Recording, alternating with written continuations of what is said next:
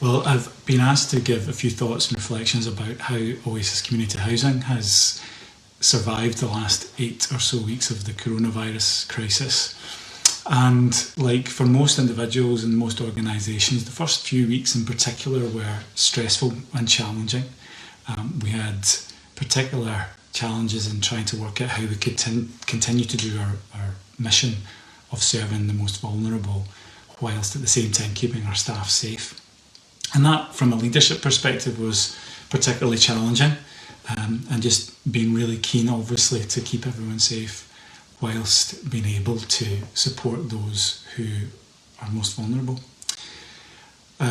In the early days, we moved many of the team to work from home if they could, whereas for those that couldn't work from home, who are working in the projects where we house people, we did everything we could to make sure that we followed social distancing to an extent and that they had all of the equipment that they needed.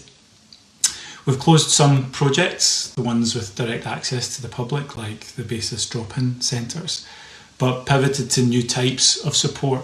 For instance, like inReach into the hotels where many of the people who were rough sleeping or who were vulnerably housed have been accommodated by the local authorities. And now that's the new normal. We've found that we can actually continue to support people, and that our work remains a vital lifeline to many people. An example of that is, I was speaking to one of the team today who had popped along to Basis Gateshead, and he found there, just within a short 30 minutes, a few of the staff who were supporting people in really practical ways. When he got there, there was 2 of the staff going out masked up to go and unclog the toilet of one of the people that we house. That service right there. One of the team was on the phone talking to another person that we work with, reassuring that person, calming them down, and encouraging them that we were there for them to support them, whilst one of the other team was handing out a food parcel to someone that had turned up and who was in dire emergency. I am so proud of the Oasis Community Housing team. They've been incredible over this last 8 weeks. Someone said to me recently, physical distancing is what's required, not social distancing. People need social contact, even if it's slightly removed, more than ever, and particularly the people that we serve, that they really need that. One of my heroes is a Catholic priest called Father Greg Boyle, and he worked with gangs in Los Angeles over the last 30 years to rescue them from those gangs.